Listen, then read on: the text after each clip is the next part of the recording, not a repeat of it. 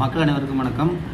இது உண்மையாலுமே மக்களுக்கு ஒரு பெரிய மகிழ்ச்சியான செய்தியாக தான் இருக்கும். என்னென்னு கேட்டிங்கன்னா, 6 சிலிண்டரு வாக்குறுதியில் கொடுத்த 6 சிலிண்டரு அடுத்து ரெடியாக இருக்குது. அதுக்கடுத்து 2500 மகளிருக்கான பணம் அதுக்கடுத்து ரெடியாக இருக்குது. அதுக்கப்புறம் வேலை இல்லாத, அதாவது படிச்சுட்டு வேலை இல்லாத மாணவர்களுக்கும் இளைஞர்களுக்குன்னு நினைக்கிறேன் 4000 பணம் வர வேண்டியது அதுக்கு அடுத்த திட்டத்தில் இருக்குது. இதெல்லாம் ஸ்டெப் பை ஸ்டெப்பாக உடனே ஒரு 2-3 மாதத்தில் வரப்போகுது.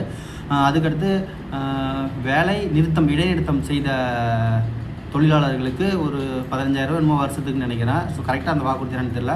ஸோ இப்படி பல வாக்குறுதிகள் இருக்குது. இப்போ எப்படி பயிர்க்கடனெல்லாம் நிறைவேற்றினாங்களோ அதே மாதிரி இது எல்லாத்தையும் தொடர்ந்து அடுத்து நிறைவேற்ற போகிறாங்க.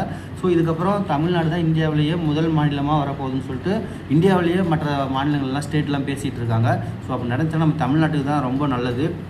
எப்படி சொன்ன மாதிரியே 200 யூனிட் கரண்ட் ஃப்ரீ அப்படின்னு சொன்னாங்களோ, அதே மாதிரியே பயிர்க்கடன் தள்ளுபடின்னு சொன்னாங்களோ, அதை கரெக்டாக சொன்ன மாதிரியே நிறைவேற்றிட்டாங்கல்ல. அதே மாதிரி அடுத்தடுத்த திட்டங்களும் நிறைவேற்றுறதுக்காக தமிழக அரசு வெயிட்டிங்கில் இருக்காங்க. ஸோ அதை நிறைவேற்றுச்சுன்னா உண்மையிலும் தமிழ்நாடு தான் இந்தியாவிலேயே முதலிடம்.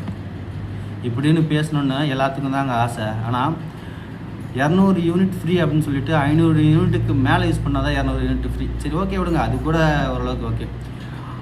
5 ஏக்கரை கீழே இருக்க நிலத்தை வச்சிருக்கக்கூடிய நபர்கள் எவ்வளோ கடன் வாங்கினாலும் ஃப்ரீ. 5 ஏக்கருக்கு மேலே இருக்கவங்க எவ்வளோ வாங்கினாலும் 50% தள்ளுபடி அப்படின்னு விஜய் அவர்கள் ஒரு வீடியோவில் பேசியிருந்தார் எலெக்ஷனுக்கு முன்னாடி. அந்த வீடியோ கூட என்கிட்ட இருக்குது. இப்போது 50,000 கடன் தள்ளுபடினோம். அதே மாதிரி 50,000க்கு மேலே வாங்கியிருந்தா, அதாவது 2.5 ஏக்கர் கீழே இருக்கணும், 50,000க்கு மேலே அந்த அமௌண்ட்டில் இருந்துச்சுன்னா சம் பர்சன்டேஜ், அதுவும் கரெக்ட் 50%லாம் கிடையாது, சம் பர்சன்டேஜ். ஒரு உதாரணத்துக்கு 1 லட்ச ரூபான்னா உங்களுக்கு 5,000 தான் தள்ளுபடி, 60,000 ரூபான்னா உங்களுக்கு 20,000 தான் தள்ளுபடி, 40,000 பே பண்ணணும். 1 லட்ச ரூபான்னா 95,000 பே பண்ணணும்.